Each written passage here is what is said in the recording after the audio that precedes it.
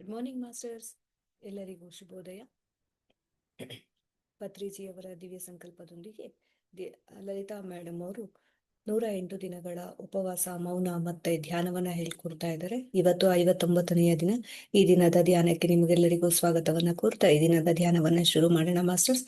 ಎಲ್ಲರೂ ಧ್ಯಾನ ಸ್ಥಿತಿಗೆ ಬಂದ್ಬಿಡಿ. ಕೈಗಳನ್ನ ಕ್ರಾಸ್ ಮಾಡ್ಕೊಳ್ಳಿ, ಕಾಲ್ ಕ್ರಾಸ್ ಮಾಡ್ಕೊಳ್ಳಿ, ಹಗುರವಾಗಿ ಕಣ್ಮುಚ್ಚಿ.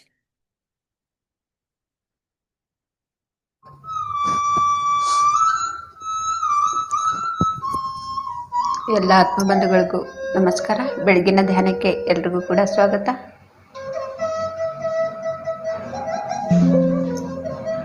ನಾವೆಲ್ಲ ಕೂಡ ಧ್ಯಾನಕ್ಕೆ ಕೂತ್ಕೊಳ್ಳೋಣ ಫ್ರೆಂಡ್ಸ್. 2 ಕೈ ಬೆರಳುಗಳನ್ನು ಜೋಡಿಸಿ, ಬೆರಳುಗಳನ್ನು ಕ್ರಾಸ್ ಆಗಿರಬೇಕು. 2 ಕೈಗಳನ್ನು ಜೋಡಿಸಿರ್ಬೇಕು, ಬೆರಳುಗಳನ್ನು ಕ್ರಾಸ್ ಆಗಿರಬೇಕು.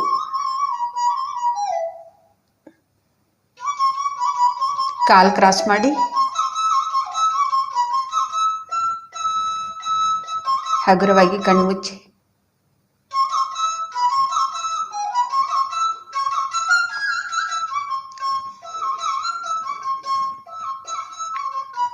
ಸಹಜವಾಗಿ ನಡೀತಾ ಇರೋ ಉಸಿರಾಟವನ್ನೇ ಗಮನಿಸ್ತಾ ಇರೋಣ. ಯಾವುದು ಕೂಡ ಯೋಚನೆ ಬೇಡ, ಯಾವುದು ದೇವರ ನಾಮಸ್ಮರಣೆ ಬೇಡ, ಮಂತ್ರ ಬೇಡ.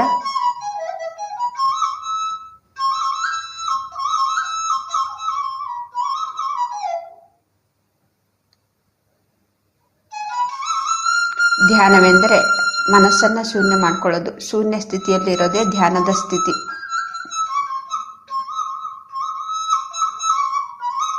ಶೂನ್ಯ ಅಂದರೆ ಯಾವುದೂ ಕೂಡ ಯೋಚನೆ ಇಲ್ಲದೆ ಇರುವಂಥ ಸ್ಥಿತಿ.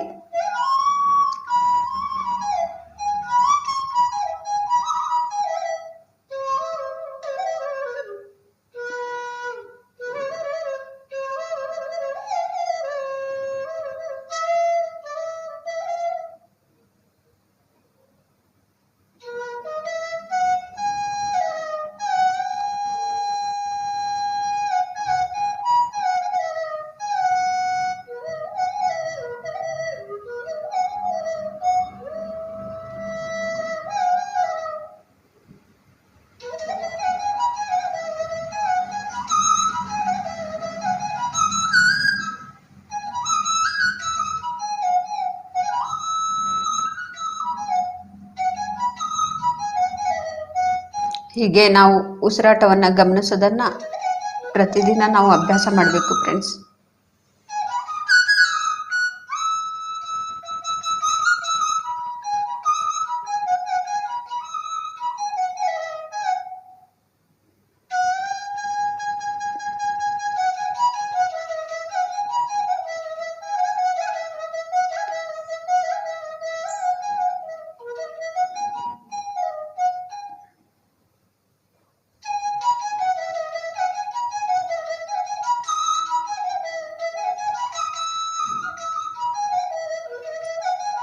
ನಮ್ಮ ಗುರುಗಳಾದಂಥ ಬ್ರಹ್ಮಶ್ರೀ ಪಿತಾಮಹ ಪತ್ರಿಜಿಯವರು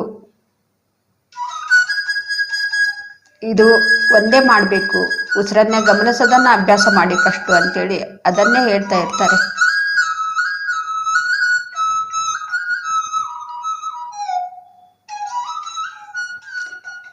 ಮುಂದೆ ನಿಮಗೆ ಏನು ಸಿಗಬೇಕು, ಇದರಿಂದ ಏನು ಲಾಭಗಳು ಆಗಬೇಕು, ಅದಷ್ಟ ಕಥೆ ಎಲ್ಲ ನಡೀತಾ ಇರತ್ತೆ.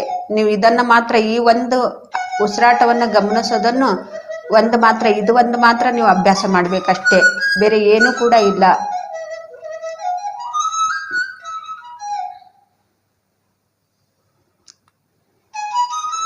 ಎಲ್ಲ ಪಿರಮಿಡ್ ಮಾಸ್ಟರ್ಸು ಕೂಡ ಇದನ್ನೇ ಅಭ್ಯಾಸ ಮಾಡಿಸ್ತಾ ಇರ್ತಾರೆ ಪ್ರತಿದಿನ ಕೂಡ.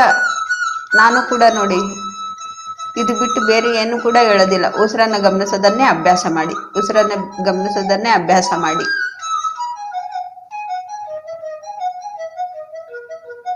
ನಾನು ಉಸಿರನ್ನ ಗಮನಿಸ್ತಾನೆ ನನ್ನ ಅನುಭವಗಳನ್ನು, ತಿಳ್ಕೊಂಡಿರುವಂಥ ಅನುಭವಗಳನ್ನೇ ನಿಮಗೆ ಎಲ್ಲ ಹೇಳ್ತಾ ಇರೋದು. ಉಸಿರನ್ನ ಗಮನಿಸೋದ್ರಿಂದನೇ ನನಗೆಲ್ಲ ಇದು ಎಲ್ಲ ಬದಲಾವಣೆ ಆಗಿರೋದು. ನಾನು ಇವಾಗ ಏನು ದಿನ ಹೇಳ್ತೀನಿ ಅದು ಎಲ್ಲ ನನಗೆ ಬದಲಾವಣೆ ಆಗಿರೋದು. ನಾವು ಉಸಿರನ್ನ ಗಮನಿಸೋದನ್ನು ಬಿಟ್ಟು ಬೇರೆ ಏನು ಕೂಡ ನಾನು ಮಾಡಿಲ್ಲ. ಅದು ಒಂದು ಮಾತ್ರ ನಾನು ಮಾಡಿದ್ದೀನಿ. ಉಸಿರನ್ನು ಗಮನಿಸೋದನ್ನು ಮಾತ್ರ, ಇವಾಗಲೂ ಕೂಡ ಅದನ್ನೇ ಮಾಡ್ತಾ ಇದ್ದೀನಿ. ಬೇರೆ ಏನು ಕೂಡ ನಾನು ಮಾಡೋದಿಲ್ಲ.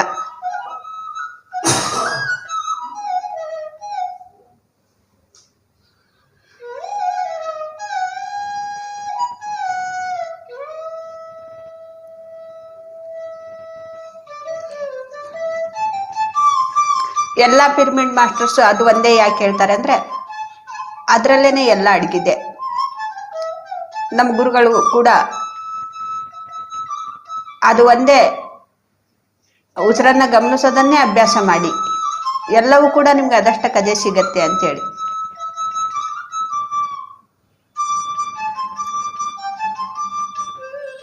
ಇದರಲ್ಲಿ ಎಷ್ಟೊಂದು ಸತ್ಯ ಅಡಗಿದೆ. ನೋಡಕ್ಕೆ ಕೇಳೋಕ್ಕೆ ತುಂಬಾ ಸಿಂಪಲ್. ಉಸಿರನ್ನ ಗಮನಿಸಿ ಕಣ್ಣು ಮುಚ್ಚಿ ಆರಾಮಾಗಿ ಕೂತ್ಕೊಳ್ಳಿ. ನೋಡಿ, ಇದು ಹೇಳೋದು ಆಗೋಯ್ತು. ಇಷ್ಟೇ ಹೇಳೋದು. ಹೇಳೋದು ಕೂಡ ಸುಲಭ ಇದೆ, ಮಾಡೋದು ಕೂಡ ಸುಲಭ ಇದೆ.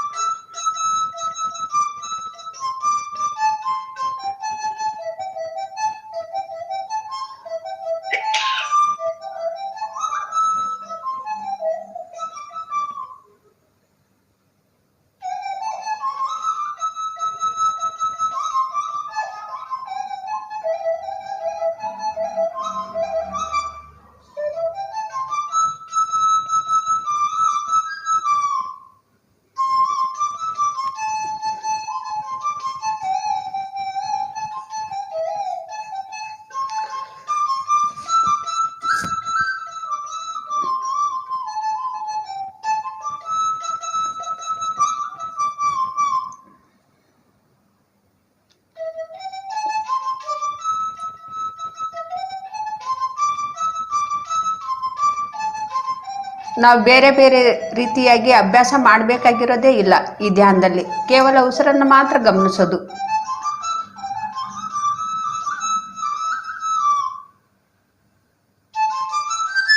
ನಾವು ಧ್ಯಾನಕ್ಕೆ ಬಂದು 10 ವರ್ಷ ಆಯ್ತು. ಮತ್ತೆ ಏನ್ ಮಾಡ್ಬೇಕು ಅಂದ್ರೆ ಮತ್ತೆ ಉಸಿರನ್ನೇ ಗಮನಿಸ್ಬೇಕು.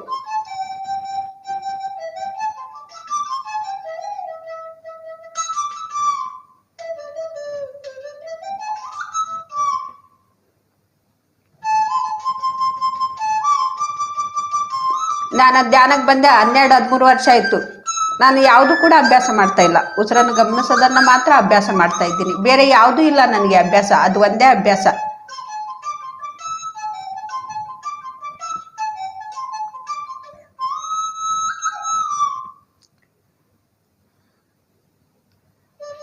ನಲವತ್ತೊಂದು ದಿನ ಮಂಡಲ್ ಧ್ಯಾನ ಆದ್ಮೇಲೆ ಆಗೋವರೆಗೂ ಕೂಡ ಉಸಿರನ್ನು ಗಮನಿಸ್ತಾ ಇರ್ತೀವಿ. ಮತ್ತೇನ್ ಮಾಡ್ಬೇಕ್ರಿ ಮುಂದೆ ಅಂತೇಳಿ ಮತ್ತೆ ಉಸಿರನ್ನೇ ಗಮನಿಸ್ತಾ ಇರಿ ಅಂತ ಹೇಳ್ತೀನಿ ನಾನು. ಅಷ್ಟೇ ಏನ್ರಿ ಮಾಡೋದು? ಅಷ್ಟ ರೀ.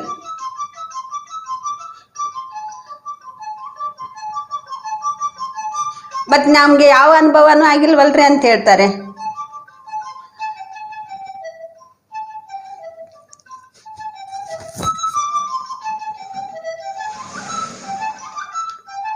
ನಾನು ಕೇಳ್ತೀನಿ, ಏನೂ ಆಗಿಲ್ವೇನ್ರಿ ನಿಮ್ಗೆ ಅನುಭವ ಅಂತೇಳಿ. ಮತ್ತೆ ಮೊದ್ಲು ಅವರೇ ಹೇಳ್ತಾ ಇರ್ತಾರೆ, ನಾನು ಮಾತ್ರೆಗಳನ್ನ ತಗೊಳ್ಳೋದು ನಿಂದಿರ್ಸ್ತಿದ್ದೀನಿ, ನನಗೆ ತಲೆನೋವು ಕಡಿಮೆ ಆಯ್ತು. ಮತ್ತೆ ಹೇಳ್ತಾ ಇರ್ತಾರೆ ನನ್ಗೆ ಯಾವ ಅನುಭವನೂ ಆಗಿಲ್ವಲ್ರಿ ಅಂತೇಳಿ.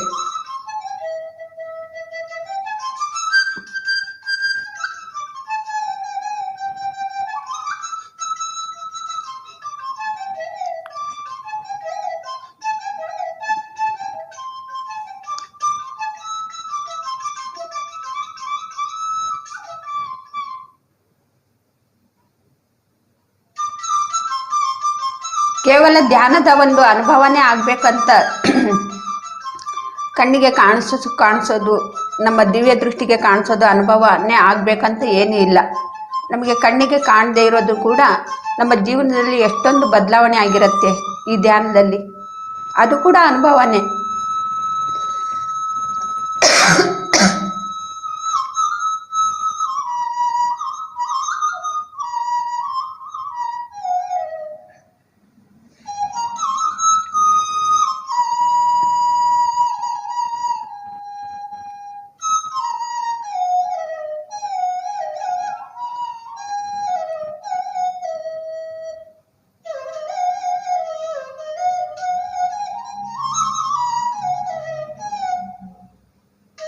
ಕೆಲವರು ಅನುಭವ ಮುಖಾಂತರ ತಿಳ್ಕೊಳ್ತಾ ಇರ್ತಾರೆ, ಕೆಲವರು ನೋಡ್ತಾ ನೋಡ್ತಾ ತಿಳ್ಕೊಳ್ತಾ ಇರ್ತಾರೆ.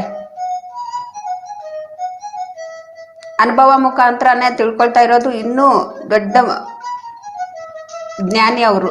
ಕೇವಲ ಅನುಭವಗಳನ್ನ ಆಗ್ತಾ ಇರತ್ತೆ, ನೋಡೋದನ್ನ ಕಾಣೋದನ್ನ ಗತ ಜನ್ಮದಲ್ಲೇನೆ ಅವ್ರು ಮುಗಿಸ್ಬಿಟ್ಟಿರ್ತಾರೆ. ಅನುಭವದಿಂದಾನೇ ಆಗ್ತಾ ಇರತ್ತೆ.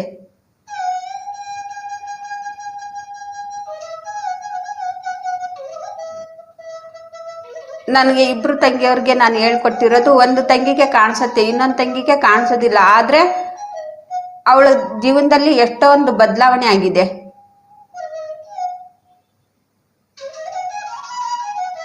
ಮದುವೆ ಆಗದೆ ಇದ್ದಾಗ ಮದುವೆ ಆಯ್ತು, ಮಗು ಆಯ್ತು. ಡಾಕ್ಟರ್ ಎಲ್ಲ ಮಗುನೇ ಆಗೋದಿಲ್ಲ, ವಯಸ್ಸಾಗ್ಬಿಟ್ಟಿದೆ ಅಂತ ಹೇಳಿದಾಗ ಇದೆಲ್ಲ ನೋಡಿ, ಇದೆಲ್ಲ ಫಿಸಿಕಲ್ ಆಗಿ ಎಲ್ಲಾನು ಕೂಡ ಇದು ಆಗಿರೋದು. ಕಣ್ಣಿಗೆ ಕಾಣಿಸದೇ ಇಲ್ಲ, ಅನುಭವದ ಮುಖಾಂತರನೇ ಇದು ತಿಳ್ಕೊಂಡಿರೋದು.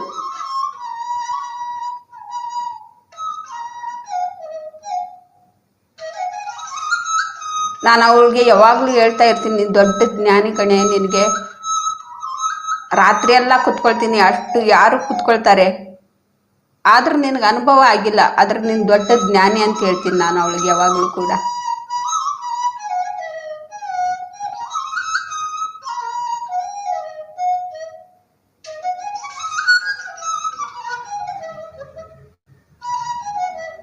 ಮನೆ ಕೆಲಸ ಮಾಡಿ, ಟೈಲರಿಂಗ್ ಕೆಲಸ ಮಾಡಿ, ರಾತ್ರಿ ಎಲ್ಲ ಮತ್ತೆ ಧ್ಯಾನಕ್ಕೆನೆ ಕುತ್ಕೊಂಡಿರ್ತಾಳೆ.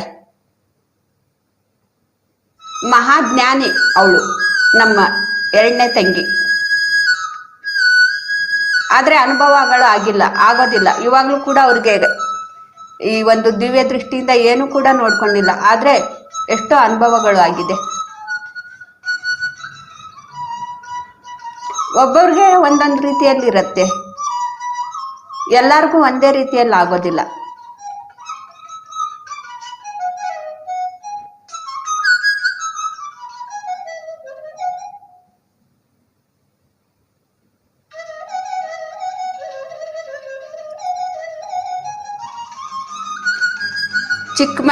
ಚಿಕ್ಕ ಮಗುಗೆ ನೋಡ್ಕೊಂಡು ಮನೆ ಕೆಲಸ ಮಾಡಿ, ಟೈಲರಿಂಗ್ ಮಾಡಿ, ರಾತ್ರಿ ಎಲ್ಲ ಧ್ಯಾನಕ್ಕೆ ಕೂತ್ಕೊಳ್ತಾಳೆ.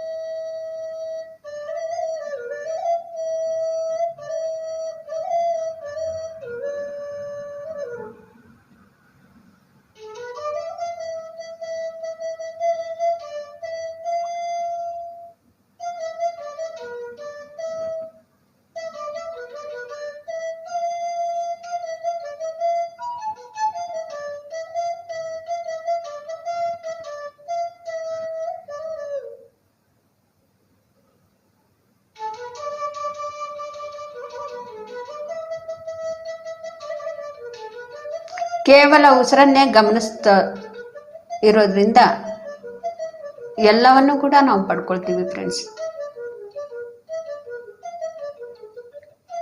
ಎಲ್ಲ ಸಮಸ್ಯೆಯಿಂದ ನಾವು ಮುಕ್ತರಾಗ್ತೀವಿ, ಎಲ್ಲ ಕಾಯಿಲೆಯಿಂದ ನಾವು ಮುಕ್ತರಾಗ್ತೀವಿ.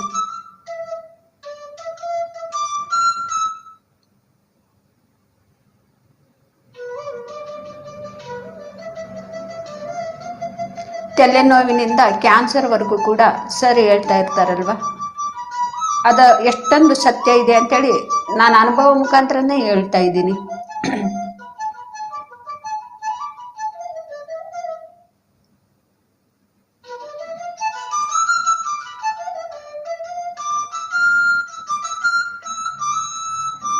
ಕೇವಲ ಕಾಯಿಲೆಗಳು ಅಷ್ಟೇ ಅಲ್ಲ, ಸಮಸ್ಯೆಗಳು ಕೂಡ ಇದರಿಂದ, ಸಮಸ್ಯೆದಿಂದನೂ ಕೂಡ ನಾವು ಹೊರಗಡೆ ಬರ್ತೀವಿ.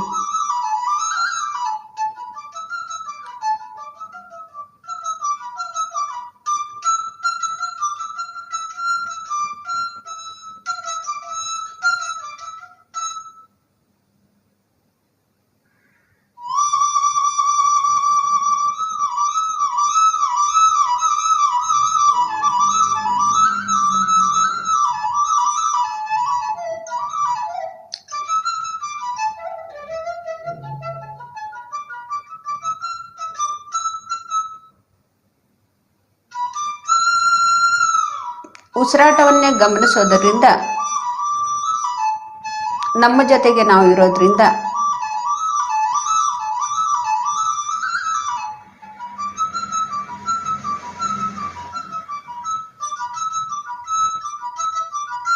ನಮ್ಮ ತಪ್ಪನ್ನ ನಾವು ಎಲ್ಲಿ ತಪ್ಪು ಮಾಡ್ತೀವಿ, ಎಲ್ಲಿ ಸರಿ ಮಾಡ್ತಾ ಇದ್ದೀವಿ ಅನ್ನೋದನ್ನ ನಮಗೆ ಅರಿವಿಗೆ ಬರುತ್ತೆ. ತಪ್ಪು ಮಾಡಿದಾಗ ತಪ್ಪು ಮಾಡಿರೋದನ್ನ ಕೇವಲ ಧ್ಯಾನ ಮಾಡೋರು ಮಾತ್ರ ಒಪ್ಕೊಳ್ತಾರೆ, ನಾನು ತಪ್ಪು ಮಾಡಿದ್ದೀನಿ ಅಂತೇಳಿ.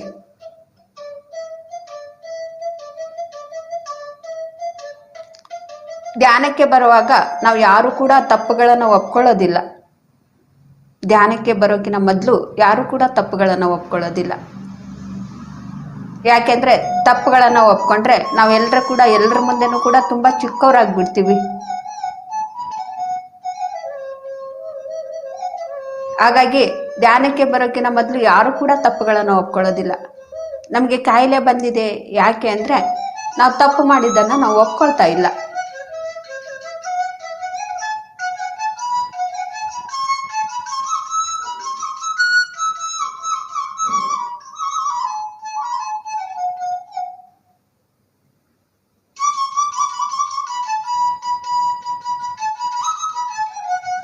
ನಾವು ನಮ್ದೇ ಸರಿ ಅಂತೇಳಿ ಎಲ್ಲಿವರೆಗೂ ವಾದ ನಾವು ಮಾಡ್ತಾ ಇರ್ತೀವಿ ಅಲ್ಲಿವರೆಗೂ ನಮಗೆ ಕಾಯಿಲೆಗಳನ್ನ ಹೋಗೋದಿಲ್ಲ, ಕಾಯಿಲೆಗಳು ಹೋಗೋದಿಲ್ಲ, ನಮಗೆ ಬಿಟ್ಟು ಹೋಗೋದಿಲ್ಲ. ಯಾಕೆಂದ್ರೆ ನಾವು ಒಪ್ಕೊಳ್ತಾ ಇಲ್ಲ. ಒಪ್ಕೊಳ್ಳೋವರೆಗೂ ಕೂಡ ನಿನಗೆ ಬಿಟ್ಟು ಕದಲೋದಿಲ್ಲ ಅಂತ ಹೇಳತ್ತೆ ಅದು ಕಾಯಿಲೆ.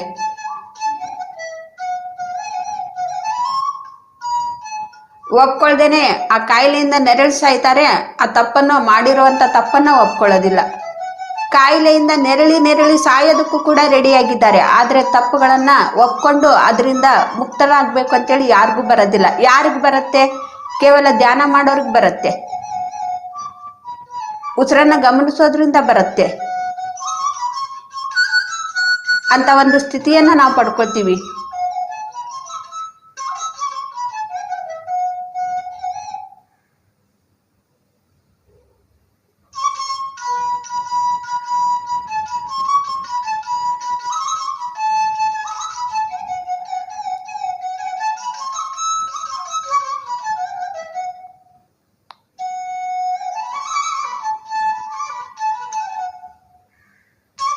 ಯಾವಾಗ್ಲೂ ಕೂಡ ಬೇರೆಯವ್ರದ್ದು ನೋಡಿ ಹೊಟ್ಟೆ ಕಿಚ್ಚು ಪಡ್ತಾ ಇರ್ತಾರಲ್ವಾ, ಅವ್ರಿಗೆ ನೋಡಿ ಬೆಲೂನ್ ತರ ಉಪ್ಕೊಂಡಿರತ್ತೆ ಹೊಟ್ಟೆ. ಆದ್ರೂ ಕೂಡ ಅವ್ರು ಒಪ್ಕೊಳ್ಳೋದಿಲ್ಲ. ಜ್ಞಾನಾಕ್ರೆ ಅವ್ರಿಗೆ ನೋಡಿ ಹೊಚ್ಚೆ ಕಿಚ್ಚು ಪಡ್ಲಿ, ನಾನು ಇಲ್ಲಪ್ಪ, ನಾನು ಹಂಗೆಲ್ಲ ನಾನು ತುಂಬಾ ಒಳ್ಳೆಯವಳು ಅಂತ ಹೇಳ್ತೀವಿ.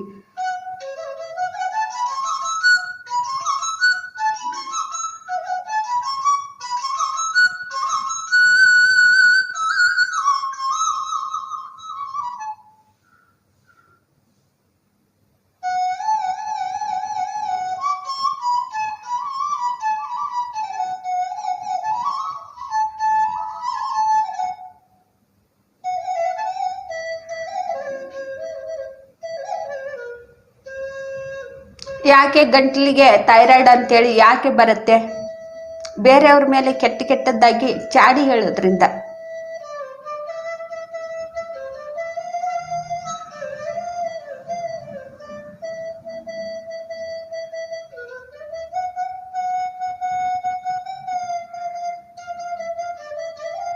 ಯಾಕೆ ಮಂಡಿ ನೋವು ಎಲ್ರಿಗೂ ಕೂಡ ಇರುತ್ತೆ?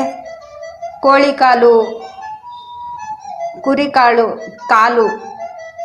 ಅದನ್ನ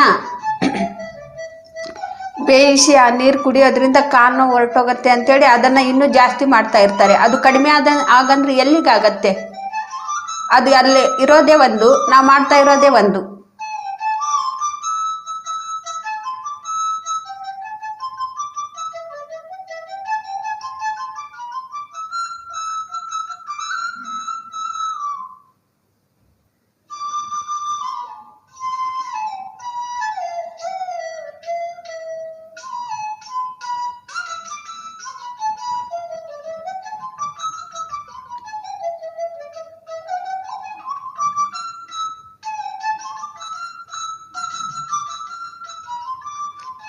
ಈ ಒಂದು ಸಣ್ಣ ಇದನ್ನೆಲ್ಲ ದೊಡ್ಡ ಕಾಯಿಲೆ ಆಗಿ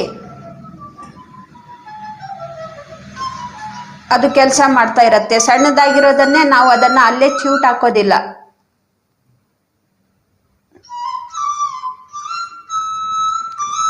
ಅದು ಇನ್ನೂ ನಾವು ದೊಡ್ಡದು ಮಾಡ್ಕೊಳ್ತೀವಿ. ಸ್ವಲ್ಪದ್ರಲ್ಲೇ ನಾವು ಬಿಡೋದಿಲ್ಲ.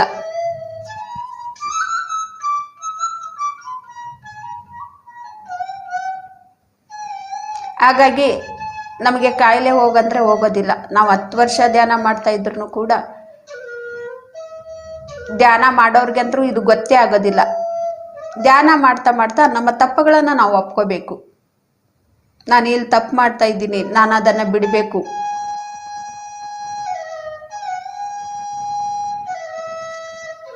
ನೀವು ಯಾರ ಮುಂದೆನೂ ಕೂಡ ಒಪ್ಕೋಬೇಕಾಗಿಲ್ಲ. ನಿಮ್ಮ ಮನಸ್ಸಾಕ್ಷಿಗೆ, ನಿಮ್ಮ ಅಂತರಂಗದಲ್ಲಿ ನೀವು ಒಪ್ಕೊಳ್ಳಿ ಸಾಕು. ನಮ್ಮ ಅಂತರಂಗದಲ್ಲಿ ನಾವು ಒಪ್ಕೊಳ್ಳೋದನ್ನ ಕಲ್ತ್ಕೋಬೇಕು. ನಾನು ಇಲ್ಲಿ ತಪ್ಪು ಮಾಡ್ತಾ ಇದ್ದೀನಿ ಅಂತೇಳಿ. ಅವಾಗ ನೋಡಿ, ಕಾಯಿಲೆ ಅದು ಇರು ಅಂದ್ರೂ ಕೂಡ ಇರೋದಿಲ್ಲ, ಹೊರ್ಟೋಗ್ಬಿಡತ್ತೆ. ನನಗೆ ನಮ್ಮ ಒಂದು ತಪ್ಪು ನಮ್ಗೆ ಅರಿವು ಆಗ್ಬೇಕು ಅಂತೇಳಿ ಆ ಕಾಯಿಲೆ ನಮ್ಮಲ್ಲಿ ಸೇರ್ಕೊಂಡಿರತ್ತೆ. ಕಾಯಿಲೆ ಮುಖಾಂತರ ನಮ್ಗೆ ಅದು ತೊಂದರೆ ಕೊಡ್ತಾ ಇರತ್ತೆ. ಅವಾಗ್ಲೂ ಕೂಡ ನಾವು ತಿಳ್ಕೊಳ್ಳಿಲ್ಲ ಅಂದ್ರೆ ಆ ಕಾಯಿಲೆ ದೊಡ್ಡದಾಗಿ ಬೆಳೆಯತ್ತೆ.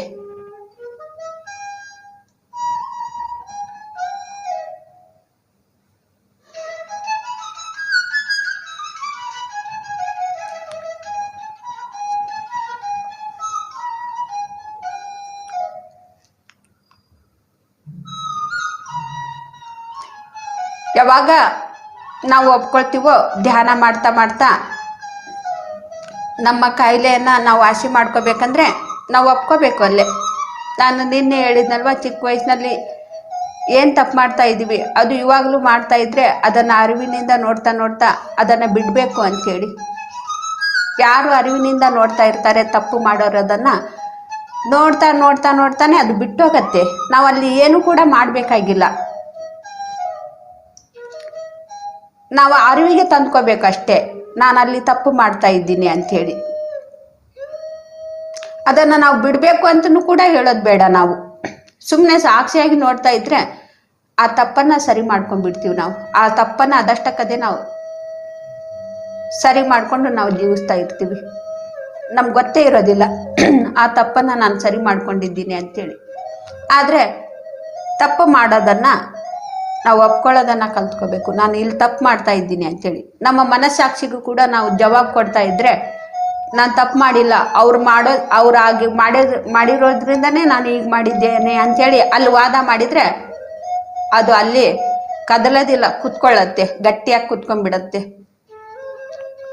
ಇಲ್ಲಿ ನಾವು ಬೇರೆಯವ್ರ ಮುಂದೆ ನಾವು ತಪ್ಪನ್ನ ಒಪ್ಕೋ ಅಂತ ನಾನು ಹೇಳ್ತಾ ಇಲ್ಲ.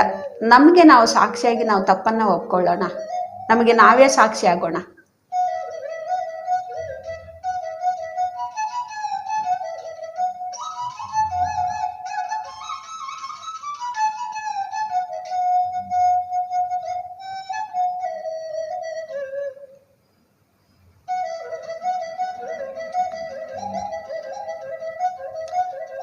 ಯಾವಾಗ ನಾವು ಈ ರೀತಿ ಸಾಕ್ಷಿಯಾಗಿ ತಪ್ಪುಗಳನ್ನು ನೋಡ್ತಾ ನಾವು ಯಾವಾಗ ಸರಿ ಮಾಡ್ಕೋಬೇಕು ಅಂತ ಅನ್ಕೊಳ್ತೀವಿ ಆಗ ಆ ಕರ್ಮವನ್ನು ನಾವು ಶುದ್ಧಿ ಮಾಡ್ಕೊಳ್ತೀವಿ. ನಮಗೆ ಬರಬೇಕದು, ನಾನು ತಪ್ಪು ಮಾಡ್ತಾ ಇದ್ದೀನಿ, ಇವಾಗ ಇದನ್ನು ಮಾಡಬಾರ್ದು, ನಾ ಈ ತಪ್ಪನ್ನು ಮಾಡಬಾರ್ದು ಅಂಥೇಳಿ ನಮಗೆ ಯಾವಾಗ ಬರುತ್ತೋ ಆವಾಗ ಅದು ಕರ್ಮವನ್ನು ಶುದ್ಧಿ ಆಗತ್ತೆ, ಆವಾಗ ಜನ್ಮವನ್ನು ಶುದ್ಧಿ ಆಗತ್ತೆ. ಆಗ ನಮಗೆ ಗೊತ್ತಿಲ್ಲದೇನೆ ನಾವು ಅಷ್ಟೇ ಟ್ರಾವೆಲ್ ಮಾಡಿ ಕ್ಯೂ ಅಲ್ಲಿ, ನಾವಿಲ್ಲಿ ಶರೀರ ಇಲ್ಲೇ ಇರತ್ತೆ, ಕ್ಯೂ ಅಲ್ಲಿ ನಿಂತ್ಕೊಂಡಿರ್ತೀವಿ. ನಾವು ಆ ಕರ್ಮವನ್ನು ಶುದ್ಧಿ ಮಾಡೋದಕ್ಕೆ, ಆ ಜನ್ಮವನ್ನು ಶುದ್ಧಿ ಮಾಡ್ಕೊಳ್ಳೋದಕ್ಕೆ. ಶರೀರ ಇದ್ದಾಗ್ಲೂ ಕೂಡ, ಶರೀರ ಬಿಟ್ಟಾಗ ಏನಾಗತ್ತೆ, ಆತ್ಮ ಒಂದೇ ಅಲ್ಲಿರತ್ತೆ, ಕ್ಯೂ ಅಲ್ಲಿ ನಿಂತ್ಕೊಂಡಿರತ್ತೆ, ಲೈನಲ್ಲಿ ನಿಂತ್ಕೊಂಡಿರತ್ತೆ. ನಾವು ಶರೀರ ಇದ್ದಾಗ ನಾವು ತಪ್ಪನ್ನು ಒಪ್ಕೊಂಡ್ರೆ ಈ ಶರೀರದ ಜೊತೆಗೆ ಇದ್ದು ಈ ಆತ್ಮ ಏನು ಮಾಡತ್ತೆ, ಅಲ್ಲಿ ಲೈನಲ್ಲಿ ನಿಂತ್ಕೊಳ್ಳತ್ತೆ. ಆ ಕರ್ಮವನ್ನು ಶುದ್ಧಿ ಮಾಡ್ಕೋಬೇಕು, ಆ ಜನ್ಮವನ್ನು ಶುದ್ಧಿ ಮಾಡ್ಕೋಬೇಕು ಅಂತೇಳಿ ಶರೀರ ಇದ್ದಾಗ್ಲೇನೆ ಲೈನಲ್ಲಿ ನಿಂತ್ಕೊಂಡ್ಬಿಡ್ಬೇಕು. ಒಬ್ರಿಗೆ ಒಂದು ಲೈನ್ ಯಾವ್ದಿರತ್ತೆ, ಶರೀರ ಇದ್ದಾಗ್ಲೇನೆ ಸಾಧನೆಯನ್ನ ಮಾಡೋರು ಒಂದು ಲೈನ್ ಇರತ್ತೆ. ಇನ್ನೊಂದು ಲೈನ್ ಏನಿರತ್ತೆ, ಶರೀರ ಬಿಟ್ಟಿರುವಂಥದ್ದು ಲೈನ್ ಇರತ್ತೆ. ಇವಾಗ ವೆಂಕಟೇಶ್ವರ ಸ್ವಾಮಿಗೆ ನಾವು ದರ್ಶನಕ್ಕೆ ಹೋಗ್ತೀವಿ. ಯಾರು ದುಡ್ಡು ಕೊಡ್ತಾರ ಅವ್ರಿಗೆ ಬೇಗನೆ ಬಿಟ್ಬಿಡ್ತಾರೆ. ಯಾರು ಲೈನಲ್ಲಿ ಇರ್ತಾರೋ ಅವ್ರಿಗೆ 3 ದಿನಕ್ಕೆ 4 ದಿನಕ್ಕೆ ಬಂದ್ರೂ ಬರ್ಬೋದು. ನಾವು ಒಂದೇ ಸತಿ ಹೋಗಿದ್ವಿ ವೆಂಕಟೇಶ್ವರ ಸ್ವಾಮಿಗೆ. 3 ದಿನಕ್ಕೆ 4 ದಿನಕ್ಕೆ 5 ದಿನಕ್ಕೆ ಬರತ್ರಿ ಲೈನು ಅಂತ ಹೇಳಿದ್ರು. ಆ ಸ್ವಾಮಿ ದರ್ಶನಕ್ಕೆ ಹೋಗ್ಬೇಕಂದ್ರೆ, ಒಳಗಡೆ ಹೋಗ್ಬೇಕಂದ್ರೆ 3 ದಿನ ಕುತ್ಕೋಬೇಕ್ರಿ ಅಂತ ಹೇಳಿದ್ರು. ಮತ್ತೆ ಇನ್ನೊಂದ್ ಕಡೆ ಹೇಳಿದ್ರು, ಅಲ್ಲಿ ಇರೋರು ಅಲ್ಲಿ ದುಡ್ಡು ಕೊಟ್ರೆ ಹಂಗೋಗಿ ದರ್ಶನ ಮಾಡಿಕೊಂಡು ನೀವು ಹೋಗ್ಬೋದು, ಅಷ್ಟು ದಿನ ಕುತ್ಕೊಳ್ಳೋದು ಅವಶ್ಯಕತೆನೇ ಇಲ್ಲ ಅಂತ ಹೇಳಿ.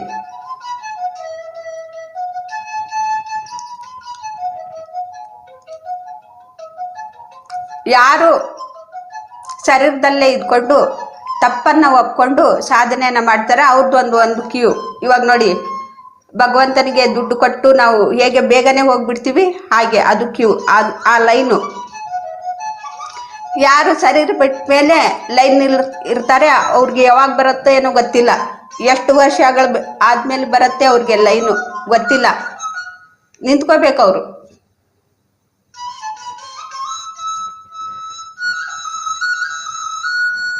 ಯಾರು ಶರೀರದಲ್ಲಿ ಇದ್ಕೊಂಡು ಸಾಧನೆಯನ್ನ ಮಾಡ್ತಾರೆ ಅದೇ ಬಂಡವಾಳ. ಅಲ್ಲೇ ನಾವು ವೆಂಕಟೇಶ್ವರ ಸ್ವಾಮಿಗೆ ಹೆಂಗೆ ನೋಡ್ಬೇಕಂತೇಳಿ ಹೆಂಗೆ ದುಡ್ಡು ಕೊಟ್ಟು ಹೋಗ್ತೀವಿ, ಇದು ಬಂಡವಾಳ. ಇಲ್ಲಿ ಸಮಯವೇ ಬಂಡವಾಳ. ಪ್ರತಿಯೊಂದು ದೇವಸ್ಥಾನದಲ್ಲಿನೂ ಕೂಡ ಅಷ್ಟೇ. ನಾನು ನೋಡಿದ್ದೀನಿ, ಮೊದಲು ಹೋಗ್ತಾ ಇದ್ನಲ್ವಾ ಅವಾಗ ನೋಡಿದ್ದೀನಿ.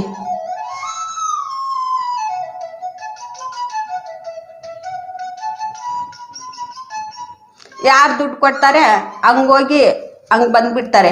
ಯಾರು ದುಡ್ಡು ಕೊಡೋದಿಲ್ವೋ ಗಂಟಾಗಟ್ಲೆ ಅಲ್ಲಿ ನಿಂತ್ಕೋಬೇಕು ಅವರು.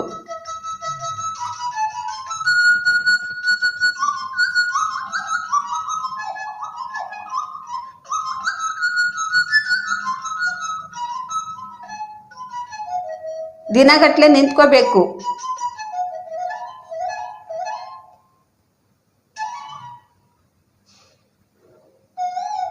ಆ ವಿಗ್ರಹದಲ್ಲಿರುವಂತಹ ಭಗವಂತನನ್ನ ಕಾಣಬೇಕು ಅಂತ ಅಂದ್ರೆ, ಆ ವಿಗ್ರಹದಲ್ಲಿರುವಂತಹ ಭಗವಂತನಿಗೆ ನಾವು ಕಾಣ್ಬೇಕಂತ ಹೇಳಿದ್ರೆ ಅಷ್ಟು ದಿನಗಳವರೆಗೂ ಕೂಡ 1 ದಿನ 2 ದಿನ ಲೈನ್ ನಲ್ಲಿ ನಿಂತ್ಕೊಂಡು, ಗಂಟೆಗಟ್ಲೆ ನಾವು ಲೈನ್ ನಲ್ಲಿ ನಿಂತ್ಕೊಂಡು ನಾವು ಹೋಗ್ತೀವಿ ದರ್ಶನಕ್ಕೆ.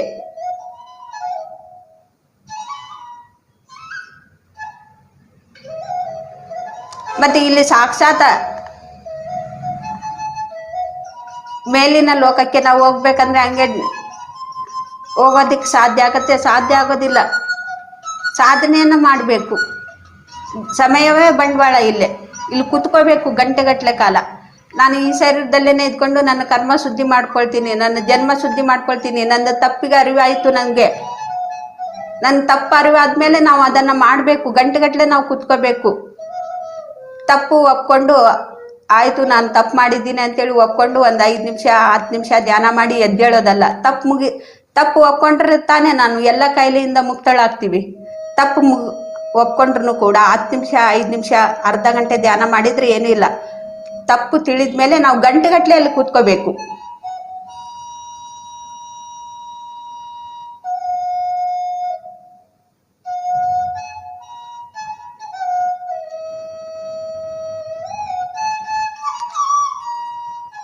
ಇಲ್ಲಿ ನಾವು ಅಲ್ಲಿ ಶರೀರ ಬಿಟ್ಟಾಗ ನಾವು ವರ್ಷಗಟ್ಲೆ ಲೈನಲ್ಲಿ ಇರಬೇಕು. ಶರೀರದಲ್ಲಿ ಇದ್ದಾಗ ನಾವು ಸಾಧನೆ ಮಾಡಿದ್ರೆ ನಾವು ಇಲ್ಲೇ ಕೂತ್ಕೋಬೇಕು. ಸಾಧನೆಯಲ್ಲಿ ಸ್ವಲ್ಪ ಗಂಟೆಗಳಲ್ಲೇನೆ ನಮ್ಗೆ ಲೈನ್ ಬರುತ್ತೆ, ನಮ್ಗೆ ಸರ್ದಿ ಬರುತ್ತೆ.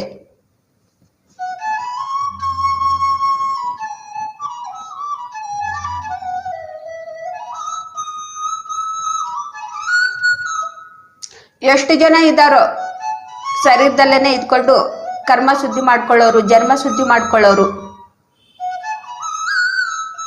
ಎಷ್ಟು ಜನ ಇದ್ದಾರೋ ಶರೀರ ಬಿಟ್ಟು ಲೈನ್ ಹಾಕಿರೋರು, ಇನ್ನೊಂದು ಶರೀರ ಕೊಡಿ ನನಗೆ ಅಂತೇಳಿ ಬೇಡ್ಕೊಳ್ಳೋರು.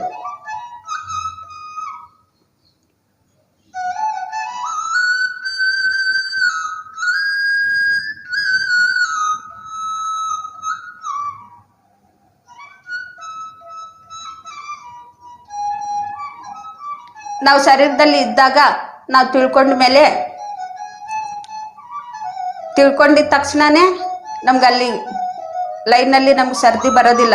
ಇಲ್ಲಿ ಸಾಧನೆ ಮಾಡಬೇಕು ನಾವು ಇಲ್ಲಿ ತಿಳ್ಕೊಂಡಿದ್ದೀವಿ, ಇದನ್ನ ಪರಿಹಾರ ಆಗ್ಬೇಕಂದ್ರೆ ನಾನು ಏನೇನ್ ಮಾಡಬೇಕು,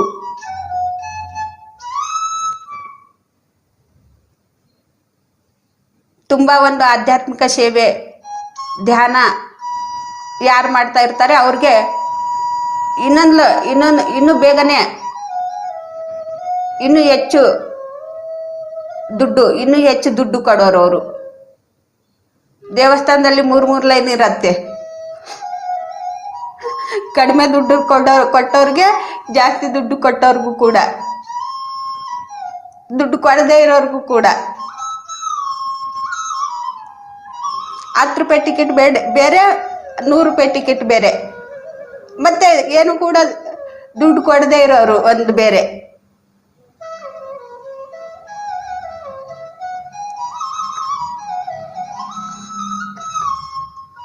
ನಾವು ನಮ್ಮ ಮನೆ ದೇವಸ್ಥಾನಕ್ಕೆ ಹುಲಿಗೆಮ್ಮ ಅಂತೇಳಿ ನಾವು ಹೋಗ್ತಾ ಇದ್ವಿ. ಅಲ್ಲಿ ಹಿಂಗೆ ಇತ್ತು, ಬೇರೆ ದೇವಸ್ಥಾನಗಳು ಹೆಂಗಿತ್ತೋ ಗೊತ್ತಿಲ್ಲ. ದುಡ್ಡು ಕೊಡದೇ ಇರೋರಿಗೆ ಒಂದ್ ಲೈನು, ಅದು ಒಂದು ಜಾಗನೇ ಬೇರೆ, ಹೋಗೋ ಜಾಗನೇ ಬೇರೆ. ದುಡ್ಡು ಕೊಟ್ಟವ್ರಿಗೆ 20 ರೂಪಾಯಿ ಟಿಕೆಟ್ ತಗೊಂಡ್ರೆ ಅವ್ರಿಗೆ ಇನ್ನೊಂದು ಬೇರೆ ಲೈನ್ ಇದೆ, ಅದು ಆ ಲೈನ್ ಮಾತ್ರ ಓಪನ್ ಆಗಿರತ್ತೆ. 10 ರೂಪಾಯಿ ಟಿಕೆಟ್ ತಗೊಂಡ್ರೆ ಡೈರೆಕ್ಟ್ ಇನ್ನೊಂದ್ ಕಡೆ ಇರತ್ತೆ 200 ರೂಪಾಯಿ, 300 ರೂಪಾಯಿ, 500 ರೂಪಾಯಿ ಅವ್ರಿಗೆ ಇಷ್ಟದ ಹಾಗೆ ಅವ್ರು ಕೊಡ್ತಾ ಇರ್ತಾರೆ. ಅವ್ರಿಗೆ ಡೈರೆಕ್ಟ್ನೇ ಅಲ್ಲೇನೆ 1-2 ಹೆಜ್ಜೆ ಇಟ್ಟ ತಕ್ಷಣನೇ ಆ ದೇವಿ ದರ್ಶನ ಆಗ್ಬೇಕು. ಹಂಗೆ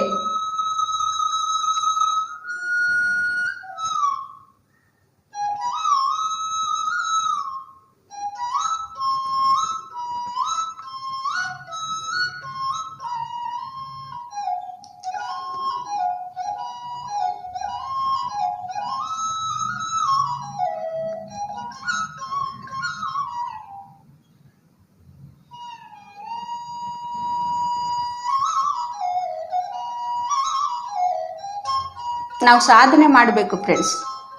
ನಮ್ಮ ತಪ್ಪು ಒಪ್ಕೊಳ್ಳೋದ ಅಷ್ಟೇ ಅಲ್ಲ, ಮೊದಲು ನಾವು ತಪ್ಪನ್ನ ಒಪ್ಕೊಳ್ಳೋದನ್ನ ಕಲ್ತ್ಕೊಂಡ್ಮೇಲೆ ಧ್ಯಾನದಲ್ಲಿ ನಾನು ಒಪ್ಕೊಂಡಿದ್ದೀನಿ, ಆದರೂ ಕೂಡ ನನಗೆ ಸಮಸ್ಯೆ ಪರಿಹಾರ ಆಗಲಿಲ್ಲ, ನನ್ನ ಕಾಯಿಲೆ ಪರಿಹಾರ ಆಗಲಿಲ್ಲ ಅಂತ ಅಲ್ಲ. ಅದು ತಿಳ್ಕೊಂಡ್ಮೇಲೆ ನೀವು ಎಷ್ಟರ ಮಟ್ಟಿಗೆ ನಾವು ಕೆಲಸ ಮಾಡ್ತಾ ಇದ್ದೀವಿ, ಯಾವ ರೀತಿ ಕೆಲಸ ಮಾಡ್ತಾ ಇದ್ದೀವಿ, ಆಧ್ಯಾತ್ಮಿಕ ಸೇವೆ ನಾವು ಯಾವ ರೀತಿ ಮಾಡ್ತಾ ಇದ್ದೀವಿ, ನಾವು ಧ್ಯಾನ ಎಷ್ಟರ ಮಟ್ಟಿಗೆ ಮನಸ್ಸನ್ನ ಶೂನ್ಯ ಮಾಡ್ಕೊಳ್ತಾ ಇದ್ದೀವಿ, ಇದು ಎಲ್ಲವೂ ಕೂಡ ಒಂದು ಲೆಕ್ಕಾಚಾರವಾಗಿರತ್ತೆ.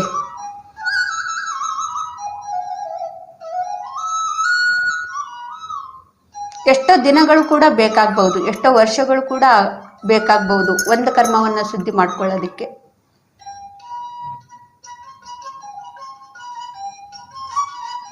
ಅದು ಎಷ್ಟೇ ದಿನ ಆಗ್ಲಿ, ಎಷ್ಟೇ ವರ್ಷ ಆಗ್ಲಿ, ನಾವು ನಿರಾಸರಾಗಬಾರ್ದು. ನಾವು ಸಾಧನೆಯನ್ನ ಮಾಡ್ತಾನೆ ಇರಬೇಕು.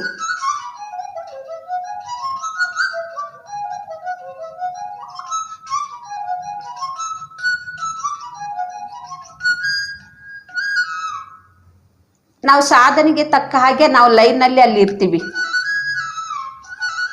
ನಾವು ಯಾವ ರೀತಿ ಸಾಧನೆಯಲ್ಲಿ, ಯಾವ ರೀತಿ ನಾವು ಸಮಯವೇ ಬಂಡವಾಳ, ನಾವು ಯಾವ ರೀತಿ ಸಾಧನೆಯನ್ನ ಮಾಡ್ತೀವಿ ಆ ಲೈನಲ್ಲಿ ನಾವು ಅಲ್ಲಿ ಇರ್ತೀವಿ. ಕರ್ಮವನ್ನ ಶುದ್ಧಿ ಮಾಡ್ಕೊಳ್ಳುವಂಥ ಲೈನಲ್ಲಿ ನಾವು ಇರ್ತೀವಿ, ಜನ್ಮವನ್ನ ಶುದ್ಧಿ ಮಾಡ್ಕೊಳ್ಳುವಂಥ ಲೈನ್ನಲ್ಲಿ ನಾವು ಇರ್ತೀವಿ. ಇಲ್ಲಿ ಹೇಗೆ ಭಗವಂತನಿಗೆ ನನ್ನ ಕಷ್ಟ ಪರಿಹಾರ ಮಾಡೋ ಅಂತೇಳಿ ಕೇಳ್ಕೊಳ್ಳೋದಕ್ಕೆ ಇಲ್ಲಿ ಯಾವ ರೀತಿ ನಾವು ಲೈನಲ್ಲಿ ನಿಂತ್ಕೊಂಡಿರ್ತೀವೋ ಅಲ್ಲಿನೂ ಕೂಡ ಹಾಗೆ.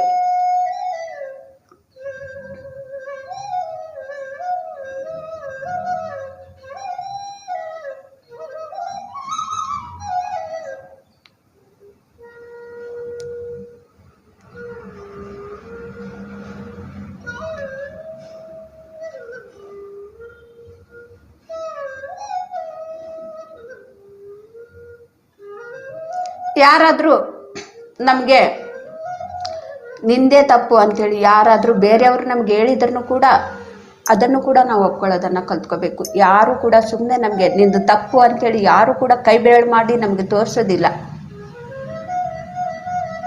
ಯಾರು ಕೂಡ ಸುಮ್ಮನೆ ನಮಗೆ ಅಪವಾದ ಕೊಡೋದಿಲ್ಲ, ಸುಳ್ಳು ಅಪವಾದಗಳನ್ನು ಕೊಡೋದಿಲ್ಲ.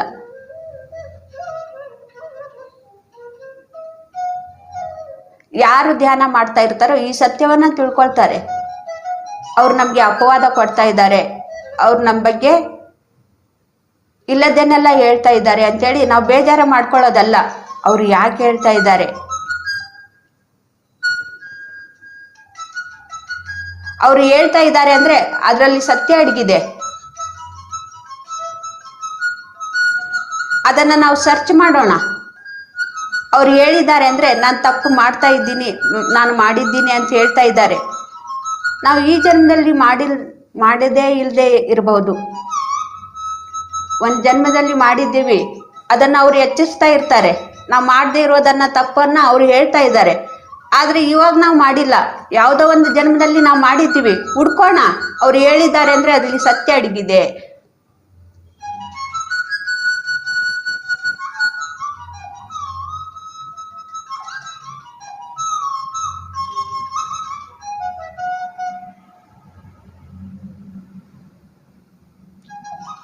ಯಾರು ಧ್ಯಾನ ಮಾಡ್ತಾರೋ ಇದನ್ನ ತಿಳ್ಕೊಳ್ತಾರೆ. ಯಾರು ಧ್ಯಾನ ಮಾಡೋದಿಲ್ವೋ ಅವರು ದುಃಖ ಪಡ್ತಾರೆ. ನಾನು ಆ ಕೆಲಸ ಮಾಡಿಲ್ಲ, ಆ ತಪ್ಪು ಮಾಡಿಲ್ಲ, ಆದ್ರೂ ಕೂಡ ನನಗೆ ಅಪವಾದ ಕೊಡ್ತಾ ಇದ್ದಾರೆ, ನನ್ನ ಮೇಲೆ ಬೇರೆ ಬೇರೆ ರೀತಿಯಿಂದ ನನಗೆ ಅವಮಾನ ಮಾಡ್ತಾ ಇದ್ದಾರೆ, ಅಪವಾದ ಕೊಟ್ಟು ಸುಳ್ಳು ಹೇಳಿ ಅಂತೇಳಿ ದುಃಖ ಪಡ್ತಾ ಇರ್ತಾರೆ. ಯಾರು ಧ್ಯಾನ ಮಾಡೋದಿಲ್ಲ ಅವರು. ಯಾರು ಧ್ಯಾನ ಮಾಡ್ತಾ ಇರ್ತಾರೋ ಅವ್ರು ನನಗೆ ತಿಳಿಸ್ಕೊಡ್ತಾ ಇದ್ದಾರೆ, ನಾನು ಎಲ್ಲೋ ತಪ್ಪು ಮಾಡ್ತಾ ಇದ್ದೀನಿ. ಅವ್ರ ಮುಖಾಂತರ ನನಗೆ ಭಗವಂತ ತಿಳಿಸ್ಕೊಡ್ತಾ ಇದ್ದಾನೆ, ನಾನು ತಪ್ಪು ಮಾಡ್ತಾ ಇದ್ದೀನಿ ಅಂತೇಳಿ, ನಾನು ತಪ್ಪು ಮಾಡಿದ್ದೀನಿ ಅಂತೇಳಿ. ಎಲ್ಲಿ ಮಾಡಿದ್ದೀನಿ ಆ ತಪ್ಪು, ಯಾವಾಗ ಮಾಡಿದ್ದೀನಿ, ಹೇಗೆ ಮಾಡಿದ್ದೀನಿ, ಯಾವ ರೀತಿ ಮಾಡಿದ್ದೀನಿ?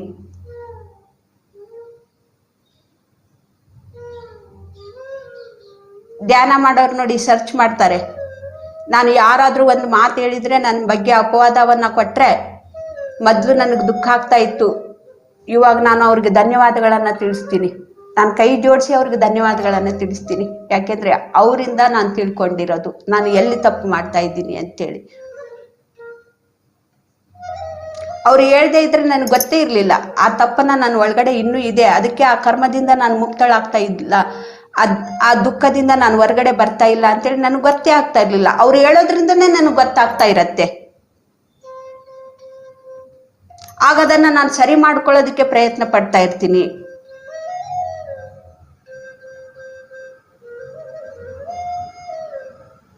ಇಲ್ಲಿ ಪ್ರಯತ್ನ ಅನ್ನೋದೇನು, ಮತ್ತೆ ಉಸಿರಾಟದ ಜೊತೆಗೆ ನಾನು ಇರ್ತೀನಿ, ಅದು ಒಂದೇ ನನಗೆ ಮತ್ತೆ ಅಭ್ಯಾಸ. ಅದು ಬಿಟ್ಟು ಬೇರೆ ಅಭ್ಯಾಸ ಏನು ಕೂಡ ಇಲ್ಲ ನನಗೆ. ಪ್ರತಿಯೊಬ್ಬರಿಗೂ ಕೂಡ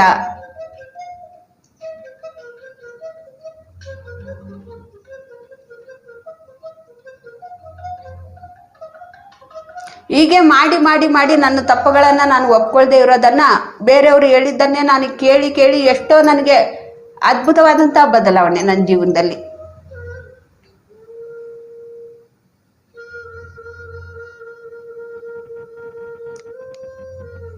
ಮೊದ್ಲೇನ್ ಮಾಡ್ತಾ ಇದ್ದೆ, ಅಳ್ತಾ ಇದ್ದೆ. ಇವಾಗ ಏನ್ ಮಾಡ್ತೀನಿ, ಸರ್ಚ್ ಮಾಡ್ತಾ ಇದ್ದೀನಿ. ಅವ್ರು ಹೇಳಿರೋದು ಸತ್ಯ ಇದೆ, ನಾನು ಎಲ್ಲೋ ತಪ್ಪು ಮಾಡ್ತಾ ಇದ್ದೀನಿ. ಅದಕ್ಕೆ ನಾನು ಒಳಗಡೆ ಸ್ವಲ್ಪ ದುಃಖ, ಇನ್ನು ಯಾವುದೋ ಒಂದು ದುಃಖ ಕಾಡ್ತಾ ಇದೆ. ಯಾವ ದುಃಖ ಅಂತೇಳಿ ಗೊತ್ತಿಲ್ಲ, ಏನೋ ಒಂದು ಕಾಡ್ತಾ ಇದೆ, ಏನು ಅಂತೇಳಿ ಗೊತ್ತಿಲ್ಲ. ಅವ್ರ ಮುಖಾಂತರ ನನಗೆ ತಿಳಿತು.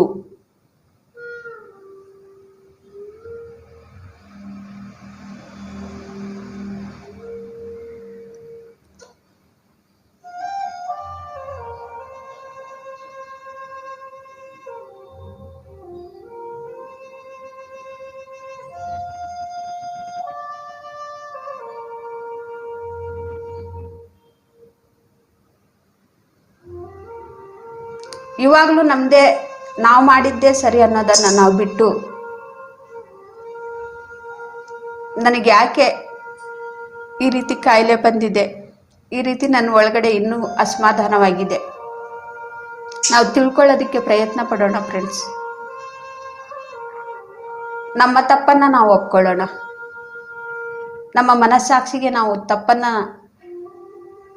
ನಾವು ಯಾವಾಗಲೂ ನಮ್ಮ ಮನಸ್ಸಾಕ್ಷಿಗೆ ನಾವು ಯಾವಾಗಲೂ ಕೂಡ ನಮ್ಮ ಒಳಗಡೆ ಇರುವಂಥ ಶಕ್ತಿಗೆ ನಾವು ಯಾವಾಗಲೂ ಕೂಡ ದ್ರೋಹ ಬಗೆಯೋದಕ್ಕಾಗೋದಿಲ್ಲ.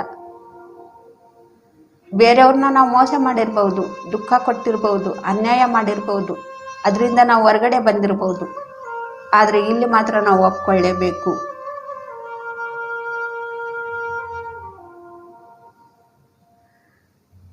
ನೋಡಿ, ಒಂದೊಂದೇ ತಪ್ಪನ್ನ ಕಂಡಿಡಿದು ನಾ ಎಲ್ಲಿ ತಪ್ಪು ಮಾಡ್ತಾ ಇದ್ದೀನಿ ಅಂತೇಳಿ ಅರಿವಿನಿಂದ ನೋಡ್ತಾ ಅದನ್ನು ಒಪ್ಕೊಳ್ಳೋದನ್ನು ಕಲ್ತ್ಕೊಂಡ್ರೆ ಯಾವ BP ಇರೋದಿಲ್ಲ, ಯಾವ ಶುಗರು ಕೂಡ ಇರೋದಿಲ್ಲ.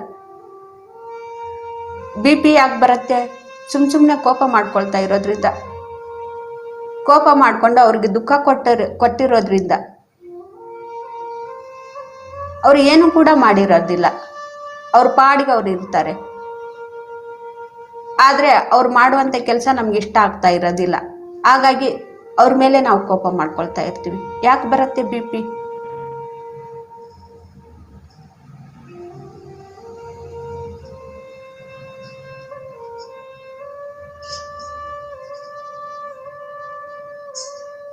ಧ್ಯಾನ ಮಾಡ್ತಾ ನಮ್ಗೆ ಗೊತ್ತಾಗತ್ತೆ ಅವ್ರ ಮೇಲೆ ನಾನು ಸುಮ್ಮನೆ ಕೋಪ ಮಾಡ್ಕೊಳ್ತಾ ಇದ್ದೀನಿ. ಅವ್ರ ಇಷ್ಟದ ಪ್ರಕಾರ ಅವ್ರ ಕೆಲಸ ಮಾಡ್ತಾ ಇದ್ದಾರೆ. ಅವ್ರಿಗೆ ನೋಡಿ ನಾನು ಯಾಕೆ ಬೇಜಾರು ಮಾಡ್ಕೋಬೇಕು? ಅವ್ರನ್ನ ನೋಡಿ ನಾನು ಯಾಕೆ ಅವ್ರ ಮೇಲೆ ಕೋಪ ಮಾಡ್ಕೋಬೇಕು? ಅದನ್ನು ಬಿಡೋದನ್ನು ಅಭ್ಯಾಸ ಮಾಡೋದೇ ಧ್ಯಾನ. ಅದನ್ನು ಅಭ್ಯಾಸ ಮಾಡ್ಬೇಕಂದ್ರೆ ನಾವೇನು ಮಾಡಬೇಕು? ನಮ್ಮ ಉಸಿರಿನ ಜೊತೆಗೆ ಇರೋದೇ, ಉಸಿರನ್ನ ಗಮನಿಸೋದೇ, ಅದೇ ನಮಗೆ ಅಭ್ಯಾಸ.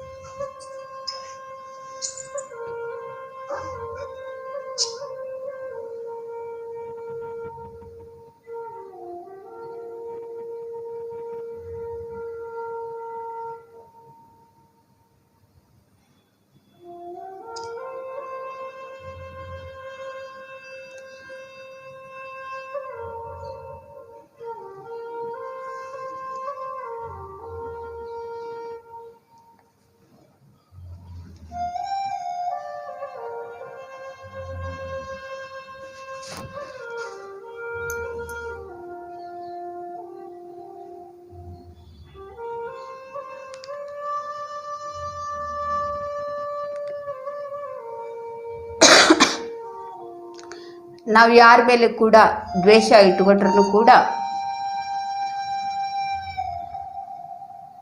ನಮಗೆ ಕಾಯಿಲೆಯಾಗಿ ಅದು ಕಾಡ್ತಾ ಇರತ್ತೆ. ನಾನು ಕೇಳಿರೋದ್ರಲ್ಲಿ ಒಂದು ಉದಾಹರಣೆ ನಿಮಗೆ ಕೊಟ್ಟು ಹೇಳ್ತೀನಿ. ಯಾವುದೋ ಒಂದು ಮಾಸ್ಟ್ರಿದು ಬರೆದಿರೋದಂತೆ ಅವರ ಅನುಭವ. ಅದನ್ನು ಓದಿ ಇದು ಇವಾಗ ಸ್ವಾಧ್ಯಾಯದ ಮುಖಾಂತರ ಹೇಳ್ತಾ ಇರ್ತಾರಲ್ವ, ಅದು ನನಗೆ ಸ್ವಲ್ಪ ನಾನು ಕೇಳಿದ್ದೀನಿ, ಪೂರ್ತಿಯಾಗಿ ಕೇಳಿಲ್ಲ, ಆದರೆ ಸ್ವಲ್ಪ ನಾನು ಕೇಳಿದ್ರಲ್ಲೇ ನಿಮ್ಗೆ ಹೇಳ್ತೀನಿ.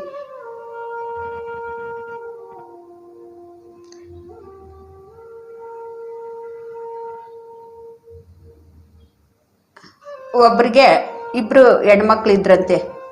ಅಂದರೆ ಅವ್ರಿಗೆ ಆ ದಂಪತಿಗಳಿಗೆ ಇಬ್ರು ಹೆಣ್ಮಕ್ಳು,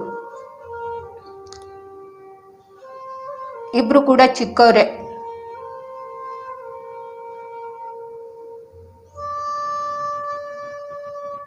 ಒಂದು ಮಗು ಸ್ವಲ್ಪ ದೊಡ್ಡದಾಗಿದೆ, ಇನ್ನೊಂದು ಮಗು ಸ್ವಲ್ಪ ಇನ್ನೂ ಚಿಕ್ಕದಿದೆ.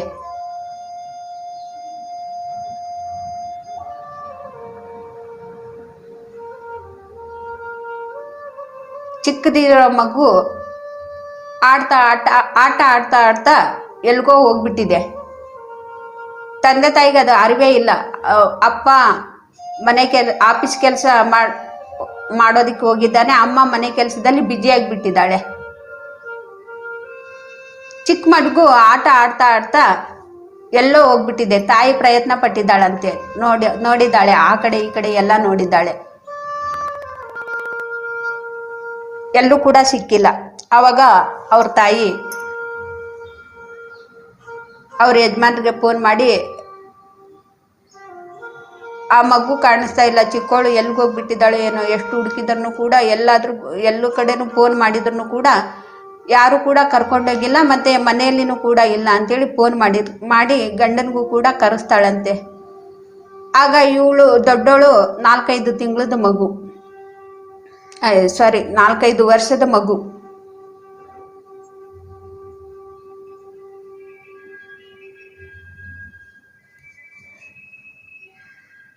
ಇವರಿಬ್ರು ಏನ್ ತೀರ್ಮಾನ ಮಾಡಿದ್ದಾರೆ ಅಂದ್ರೆ, ಗಂಡ ಹೆಂಡತಿ ಎಲ್ಗೋಗ್ಬಿಟ್ಟಿದ್ದಾಳು ಏನೋ, ತುಂಬಾ ಸಮಯ ಆಯ್ತು, ಆ ಮಗು ಎಲ್ಗೋಗ್ಬಿಟ್ಟಿದೆ ಅಂತೇಳಿ, ಇದು ದೊಡ್ಡ ಮಗು ಇತ್ತಲ್ವಾ, ಆ ಮಗುಗೆ ಒಂದು ರೂಮಲ್ಲಿ ಚಿಲ್ಕ ಹಾಕಿ ಬಾಗ್ಲಾಕಿ ಚಿಲ್ಕ ಹಾಕಿ ಹೋಗ್ಬಿಟ್ಟಿದ್ದಾರೆ ಹುಡ್ಕೋಕೆ ಅಂತೇಳಿ.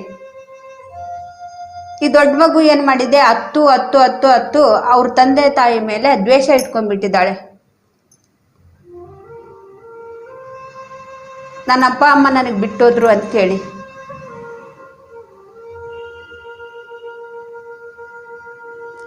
ಅವ್ರು ಯಾಕೆ ಹೋಗಿದ್ದಾರೆ, ಕರ್ಕೊಂಡು ಇವಳಿಗೆ ದೊಡ್ಡವಳಿಗೆ ಕರ್ಕೊಂಡು ಹೋದ್ರೆ ಆ ಮಗುಗೆ ಹುಡ್ಕೋಕೆ ಕಷ್ಟ ಆಗತ್ತೆ, ತುಂಬಾ ಲೇಟ್ ಆಗಿದೆ, ತುಂಬಾ ಸಮಯ ಆಗಿದೆ, ಎಲ್ಗೋಗ್ಬಿಟ್ಟಿದ್ದಾಳೆ ಏನು ಅಂತೇಳಿ ಹುಡ್ಕೋದಕ್ಕೋಸ್ಕರ ಅವ್ರ ಅಪ್ಪ ಅಮ್ಮ ಒಂದು ರೂಮಲ್ಲಿ ಚಿಲ್ಕ ಹಾಕಿ ಆ ಮಗುಗೆ ಬಿಟ್ಟೋಗಿದ್ದಾರೆ.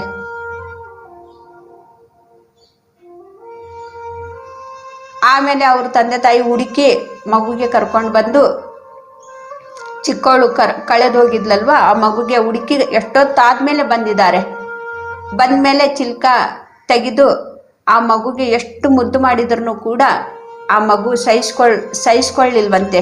ಆ ಮಗುಗೆ ಏನು ತಿಳ್ಕೊಂಡಿದೆ ಅಂದ್ರೆ, ದೊಡ್ಡ ಮಗು ಏನು ತಿಳ್ಕೊಂಡಿದೆ ಅಂದ್ರೆ, ನನಗೆ ಬಿಟ್ಟು ಚಿಕ್ಕವಳ ಮೇಲೆ ಮಾತ್ರ ಪ್ರೀತಿ ಇದೆ.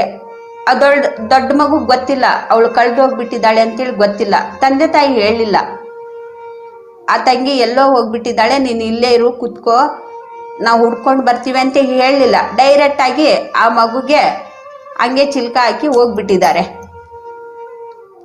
ಆ ಮಗು ಆ ರೂಮ್ನಲ್ಲಿ ಇರೋದನ್ನ ನೋಡಿ ಹೊರಗಡೆ ಹೋಗ್ತೀವಿ ಅಂದ್ರೆ ಅವಳು ಕೂಡ ಹಿಂದೆನೆ ಬರ್ತಾಳೆ ಅಂತೇಳಿ ಇವ್ರು ಏನು ಮಾಡಿದ್ದಾರೆ, ಹುಡ್ಕೋದಿಕ್ಕೆ ಹೋಗ್ಬಿಟ್ಟಿದ್ದಾರೆ. ಕರ್ಕೊಂಡು ಬಂದ್ಮೇಲೆನೂ ಕೂಡ ಆ ಮಗುಗೆ ಎಷ್ಟು ಮುದ್ದು ಮಾಡಿದ್ರು ಕೂಡ ಆ ಮಗುಗೆ ಆ ಕೋಪವನ್ನ ನೋಡಿ, ಚಿಕ್ಕ ವಯಸ್ಸು ಮಗು, ನಾವು ಚಿಕ್ಕ ವಯಸ್ಸಿನಿಂದನೇ ಆ ರೀತಿ ಅನ್ಕೊಂಡ್ ಬಿಡ್ತೀವಿ. ಅದು ಇರೋದೇ ಒಂದು, ನಾವು ಅನ್ಕೊಂಡಿರೋದೇ ಒಂದು.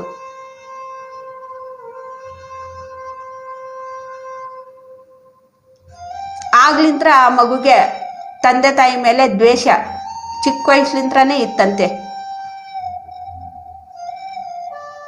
ತಂಗಿ ಮೇಲೆ ಪ್ರೀತಿ ಇದೆ, ನನ್ನ ಮೇಲೆ ಪ್ರೀತಿ ಇಲ್ಲ ಅಂತೇಳಿ. ಅವಾಗ್ಲಿಂತ್ರನೂ ಕೂಡ ತಂದೆ ತಾಯಿ ಮೇಲೆ ದ್ವೇಷ. ಆ ದ್ವೇಷ ಏನಾಯ್ತು ಅಂದ್ರೆ, ಆ ಹುಡುಗಿ ಬೆಳೀತಾ ಹೆಂಗೆ ದೊಡ್ಡದಾಗ್ತಾ ಇದೆ, ಆ ದ್ವೇಷ ಕೂಡ ಬೆಳೀತಾ ಚಿಕ್ಕದಿರುವಂತ ದ್ವೇಷ ದೊಡ್ಡದಾದ್ಮೇಲೆ, ಆ ಮಗು ದೊಡ್ಡದಾಗಿ ಬೆಳೆದ ಮೇಲೆ ಎಷ್ಟೋ ವರ್ಷಗಳಾದ್ಮೇಲೆ ಆ ದ್ವೇಷ ಅವ್ರಿಗೆ ಏನಾಯ್ತು ಅಂದ್ರೆ ಕ್ಯಾನ್ಸರ್ಗೆ ಕಾರಣವಾಯ್ತಂತೆ. ಆ ಕ್ಯಾನ್ಸರನ್ನ ಗುಣಪಡಿಸೋದಕ್ಕೋಸ್ಕರ ಎಷ್ಟೋ ಅಲಿದಿದ್ದಾರೆ ಅಂತಾರೆ ಅವರು. ಎಷ್ಟೋ ಡಾಕ್ಟರ್ ಹತ್ರನೂ ಕೂಡ ಹೋಗಿದ್ದಾರೆ ಅಂತೆ. ಆದ್ರೆ ಆ ಕ್ಯಾನ್ಸರ್ ಏನು ಕೂಡ ಕಡಿಮೆ ಆಗ್ಲಿಲ್ಲ. ಯಾಕೆ ಬಂದಿದೆ ಅಂತನೂ ಕೂಡ ಅವ್ರಿಗೆ ಗೊತ್ತಾಗ್ತಾ ಇಲ್ಲ.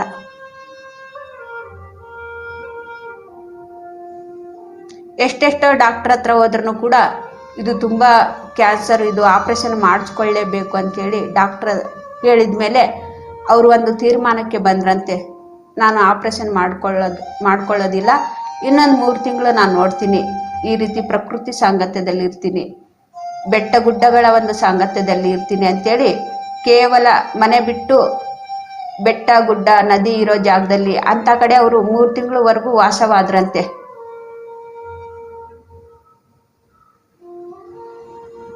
ಸಿಟಿ ಬಿಟ್ಟು ಕಾಡು ಇರೋ ಜಾಗದಲ್ಲಿ, ಗಿಡ ಮರಗಳು ಇರೋ ಜಾಗದಲ್ಲಿ ಅಲ್ಲಿಗೆ ಹೋಗಿ ಅವ್ರು ಶಿಫ್ಟ್ ಆದ್ರಂತೆ. ಆದ್ರೂ ಕೂಡ ಕ್ಯಾನ್ಸರು ಏನು ಕೂಡ ಕಡಿಮೆ ಆಗ್ಲಿಲ್ಲ. ಅದೇ ಸಮಯದಲ್ಲಿ ಒಬ್ರು ಅವ್ರಿಗೆ ಫೋನ್ ಮಾಡಿದ್ರಂತೆ, ಈ ರೀತಿ ನಮಗೆ ಒಬ್ರು ಧ್ಯಾನ ಹೇಳ್ಕೊಡೋಕೆ ಬಂದಿದ್ದಾರೆ, ನಿಮ್ಗೆ ಆ ಸಮಸ್ಯೆ ಇದೆ, ಎಲ್ಲ ಸಮಸ್ಯೆನೂ ಕೂಡ ಈ ಧ್ಯಾನದಲ್ಲಿ ಪರಿಹಾರ ಆಗತ್ತಂತೆ. ಬೇಕಂದ್ರೆ ನೀವು ಬಂದು ಅವ್ರ ಮುಖಾಂತರ ನೀವು ಕಲ್ತ್ಕೋಬಹುದು ಅಂಥೇಳಿ. ಆಗ ಅವ್ರಿಗೆ ಖುಷಿಯಾಗಿ ಓಡಿ ಓಡಿ ಹೋದ್ರಂತೆ, ಯಾರು ಧ್ಯಾನ ಹೇಳ್ಕೊಡೋಕೆ ಬಂದಿದ್ದಾರೆ ಅಲ್ಲಿಗೆ. ಅವರು ಧ್ಯಾನವನ್ನು ಹೇಳ್ಕೊಟ್ಟು ಈಗ ಮಾಡಬೇಕು ಧ್ಯಾನದ ವಿಧಾನ ಅಂತೇಳಿ ಹೇಳಿ ಅವ್ರಿಗೂ ಹೊರಟೋದ್ರಂತೆ. ಆವಾಗ ಇವರು ನದಿ ಬೆಟ್ಟ ಗುಡ್ಡ ಇರೋ ಜಾಗದಲ್ಲಿ ಕಾಡಲ್ಲಿ ಇದ್ರಲ್ವ, ಅಲ್ಲಿ ಈ ಧ್ಯಾನ ಅದ್ರ ಜೊತೆಗೆ ಈ ಧ್ಯಾನನೂ ಕೂಡ ಶುರು ಮಾಡಿದ್ರಂತೆ. ಒಂದು ಸತಿ ಆ ಗಿಡ ಬನಗಳ ಮಧ್ಯದಲ್ಲಿ ಕುತ್ಕೊಂಡು ಧ್ಯಾನಕ್ಕೆ ಕುತ್ಕೊಂಡಾಗ ಆ ದೃಶ್ಯವನ್ನೆಲ್ಲ ಮತ್ತೆ ಕಂಡ್ರಂತೆ. ಆ ಚಿಕ್ಕ ವಯಸ್ಸಿನಲ್ಲಿ ಆಗಿರುವಂಥ ದೃಶ್ಯ ಅವರಿಗೆ ಮತ್ತೆ ಕಣ್ಮುಂದೆ ಬಂತಂತೆ. ಅವರ ಅಪ್ಪ ಅಮ್ಮ ಇವ್ರಿಗೆ ಬೀಗ ಹಾಕಿರೋದು, ರೂಮಲ್ಲಿ ಕುಂದ್ರಿಸೋದು, ಅವರೆಲ್ಲ ಮಾತಾಡಿರೋದು ಯಾವಾಗ ಅವ್ರಿಗೆ ಗೊತ್ತಾಯಿತು ಅಂದರೆ ಧ್ಯಾನದಲ್ಲೇ ಅವ್ರಿಗೆ ಗೊತ್ತಾಗಿರೋದು. ಯಾಕೆಂದರೆ ಅಪ್ಪ ಅಮ್ಮ ಇವ್ರಿಗೆ ಹೇಳಿರಲಿಲ್ಲ, ತಂಗಿಗೆ ಹುಡ್ಕೋಕೆ ಹೋಗ್ತೀನಿ ಅಂತೇಳಿ ಅಪ್ಪ ಅಮ್ಮ ಹೇಳಿರಲಿಲ್ಲ. ಆದರೆ ಧ್ಯಾನದಲ್ಲಿ ಅವ್ರು ನೋಡ್ಕೊಂಡಿದ್ದಾರೆ. ತಂಗಿ ಹೊರಗಡೆ ಹೋಗಿದ್ದಕ್ಕೆ, ಕಳೆದೋಗಿರೋದಕ್ಕೆ ಅಪ್ಪ ಅಮ್ಮ ನನಗೆ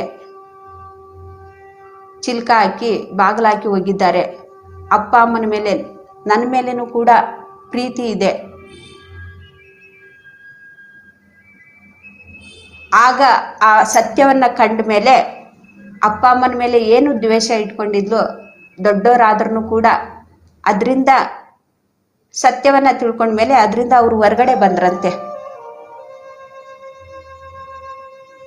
ಅಲ್ಲಿ ಒಪ್ಕೊಂಡ್ರು ಅವರು ಆ ಒಂದು ತಪ್ಪನ್ನು ಒಪ್ಕೊಂಡ್ರು. ಇಲ್ಲಿ ಅಪ್ಪ ಅಮ್ಮಂದು ತಪ್ಪಲ್ಲ, ನಂದೇ ತಪ್ಪು, ನಾನೇ ತಪ್ಪಾಗಿ ಅರ್ಥ ಮಾಡ್ಕೊಂಡಿದ್ದೀನಿ.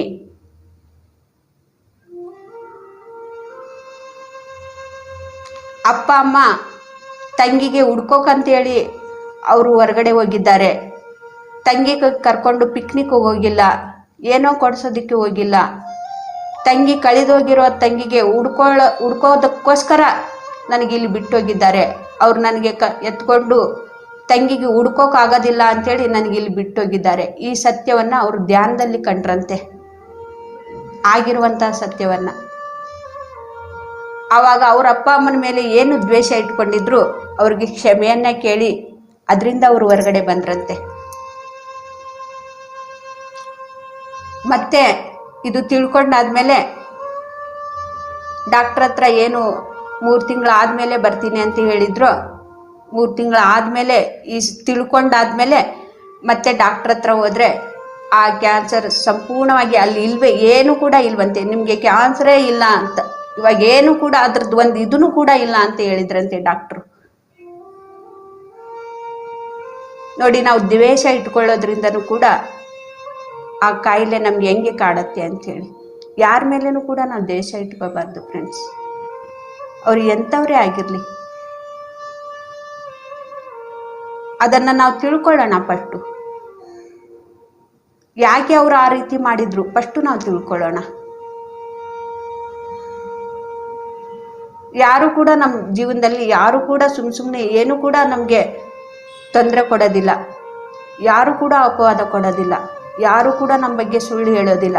ಅಲ್ಲಿರತ್ತೆ, ಏನೋ ಒಂದು ಕಾರಣ ಇರತ್ತೆ. ಆ ಸತ್ಯವನ್ನು ನಾವು ತಿಳ್ಕೊಳ್ಳೋಣ.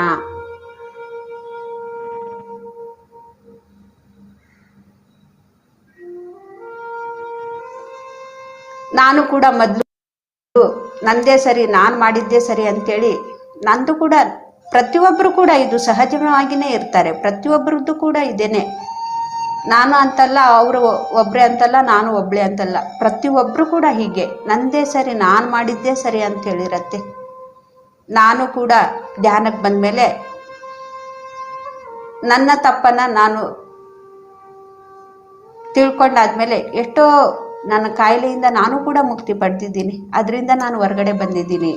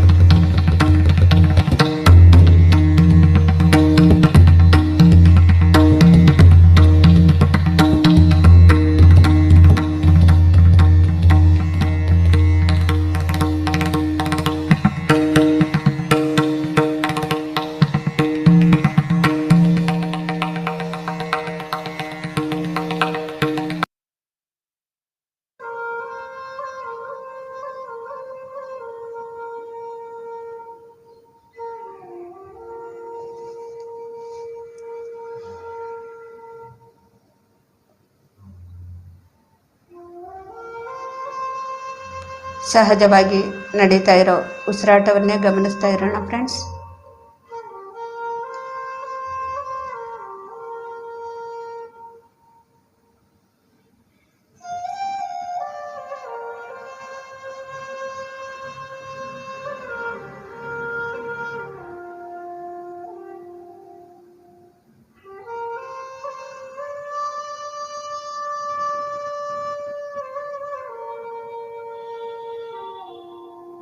ಧ್ಯಾನದಿಂದ ನಾವು ಸಹಜ ಸ್ಥಿತಿಗೆ ಬರೋಣ ಫ್ರೆಂಡ್ಸ್.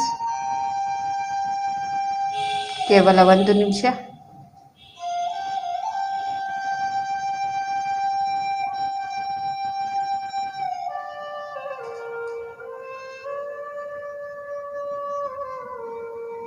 ನಮಗೆ ಯಾವುದೇ ಕಾಯಿಲೆಯಿಂದನೂ ಕೂಡ ನಾವು ನೆರಳ್ತಾ ಇದ್ರೆ ಅದಕ್ಕೆ ಕಾರಣ ನಾವೇ ಆಗಿರ್ತೀವಿ. ಬೇರೆಯವ್ರಿಗೆ ನಾವು ಕೈ ತೋರಿಸಿ ನಾವು ಹೇಳೋದೇ ಬೇಡ.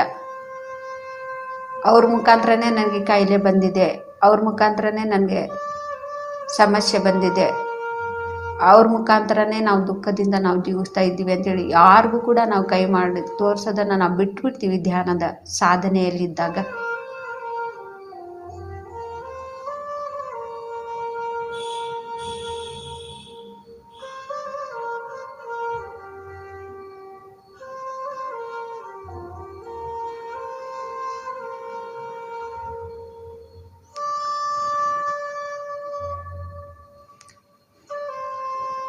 ಧ್ಯಾನದಿಂದ ನಾವು ಸಹಜ ಸ್ಥಿತಿಗೆ ಬರೋಣ ಫ್ರೆಂಡ್ಸ್. ಕೇವಲ 30 ಸೆಕೆಂಡ್ಗಳು ಮಾತ್ರ.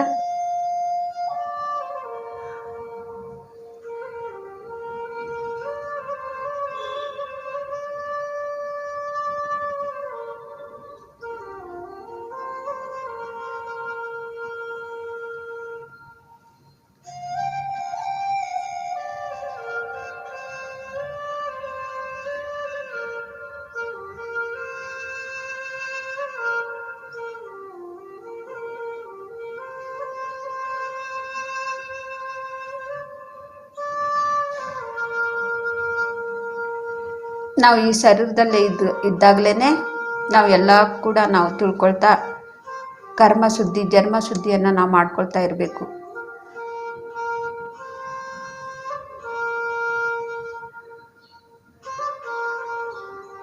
ಕರ್ಮ ಶುದ್ಧಿ ಆಗಬೇಕಂದ್ರೆ ಜನ್ಮ ಶುದ್ಧಿ ಮಾಡ್ಕೋಬೇಕಂದ್ರೆ ನಮ್ಮ ಉಸಿರಾಟ ಎಂಬ ಗುರುವಿನ ಜೊತೆಗಿದ್ದಾಗಲೇ ಇದನ್ನೆಲ್ಲ ಸಾಧ್ಯ ಆಗತ್ತೆ.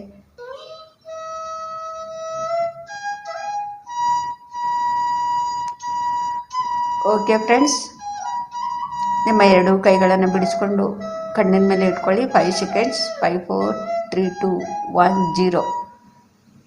ನಿಮ್ಮ ಕೈಗಳನ್ನೇ ನೋಡ್ತಾ ಕಣ್ಬಿಡಿ.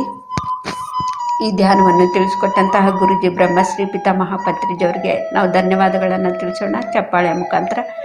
ಎಲ್ಲ ಕರ್ಮ ದೇವತೆಗಳಿಗೂ, ಧರ್ಮ ದೇವತೆಗಳಿಗೂ, ಎಲ್ಲ ಲೋಕದ ಮಾಸ್ಟರ್ಸ್ಗಳಿಗೂ ಕೂಡ ನಾವು ಧನ್ಯವಾದಗಳನ್ನು ತಿಳಿಸೋಣ ಚಪ್ಪಾಳೆ ಮುಖಾಂತರ. ಇಲ್ಲಿ ಬಂದಂತಹ ಎಲ್ಲ ಆತ್ಮಬಂಧುಗಳಿಗೂ ಕೂಡ ನಾನು ಧನ್ಯವಾದಗಳನ್ನು ತಿಳಿಸ್ತಾ ಇವತ್ತಿನ ಕ್ಲಾಸ್ ಮುಗಿಸ್ತಾ ಇದ್ದೀನಿ. Thank you masters. Thank you. Thank you. Thank you masters.